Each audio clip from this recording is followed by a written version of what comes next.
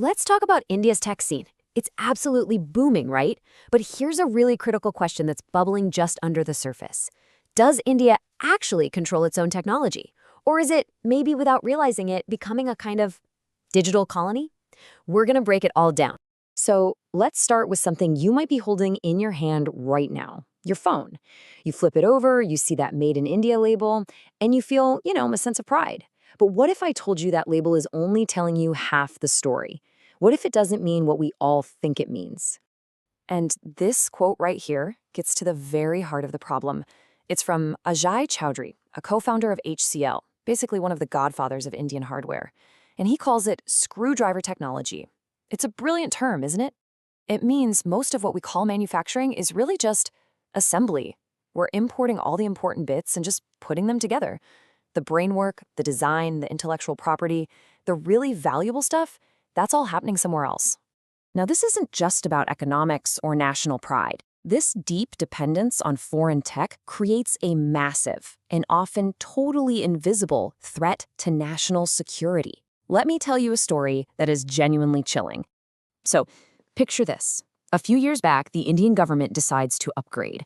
They install these new, fancy attendance machines in every single central government office. The problem? Well, they were all Chinese-made, right down to the chips inside. An intelligence agency was eventually asked to take a look, and what they found was a bombshell. The data of every single employee, their names, their timings, everything was being siphoned straight back to servers in China. A Trojan horse right inside the government's own walls. And look, this problem doesn't stop at office buildings.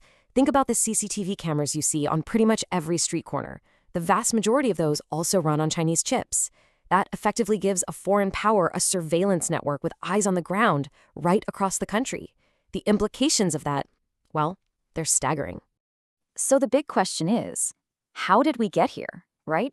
India has some of the most brilliant engineering minds in the world. So how did it end up as a nation of assemblers instead of creators? Well, the answer lies in a few key decisions made a couple of decades ago. This timeline really tells the whole story.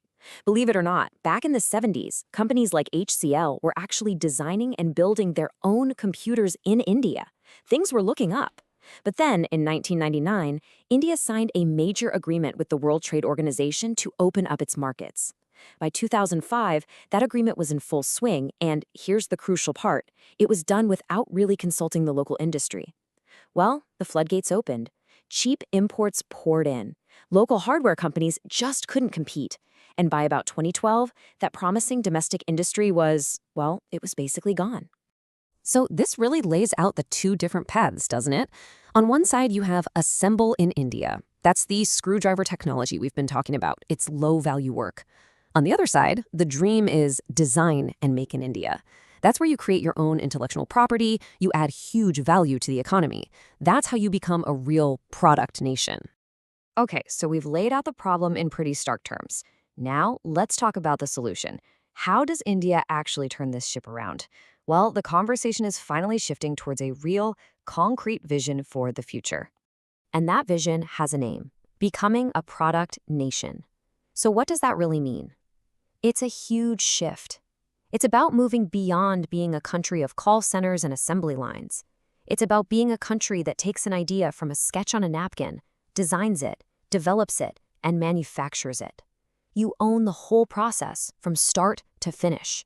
You own the IP, and you keep the real value at home. And this isn't just some nice idea on a slide. The Indian government is putting some serious cash on the table. We are talking about 1 lakh crore rupees. To put that in perspective, that's roughly 12 billion US dollars.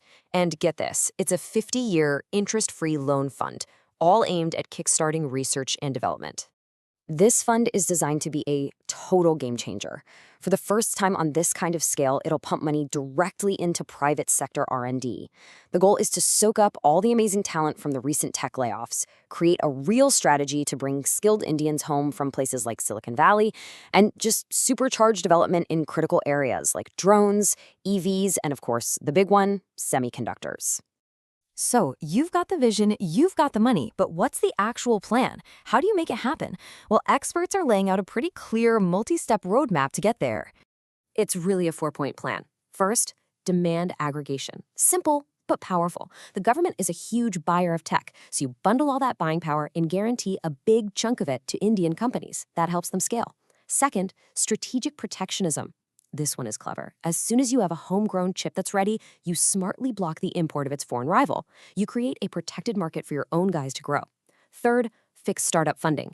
So many founders have to give away huge parts of their company just to get the cash to build the products they've already sold. That has to change. And finally, number 4, create a flagship product, an India phone, a secure, homegrown smartphone that proves to the world and to India itself that it can be done. Now, it's so important to remember that none of this is happening in a vacuum. The whole world is entering a new kind of Cold War. But this time, the battlefield isn't missiles and tanks, it's microchips and data. It's a tech war, and the stakes could not be higher. And this is where that warning from Ajay Chaudhry comes back, and man, it hits hard. He says we are going to have another East India Company. Just think about that for a second. The East India Company came to trade and ended up colonizing the country. He's saying the exact same thing could happen in the digital world. If you don't own your technology, you become a digital colony, and someone else will be pulling the strings. And this chart right here shows you one of the key weapons in this new conflict. We're talking about rare earths, minerals that are absolutely essential for everything from EV batteries to your smartphone. And look at that. China controls the processing of about 90% of the world's supply. That's not just a market advantage, that's a strategic chokehold that can be tightened at any time. But here's a fascinating and really clever opportunity hidden inside this problem. India is one of the world's biggest producers of e-waste, old phones, laptops, you name it. And guess what's inside all that junk? Rare earths. Experts believe that if India gets serious about recycling its own e-waste, it can meet up to 40% of its own needs. You'd literally be turning a pollution problem into a strategic resource. So we end right back where we started, with a fundamental choice. The path to becoming a product nation is there. The ideas are there. The money is there. But it's going to take enormous political will and flawless execution to walk that path. The alternative is a future of dependence. So the real question isn't if India can build its own tech future. The question is, will it choose to?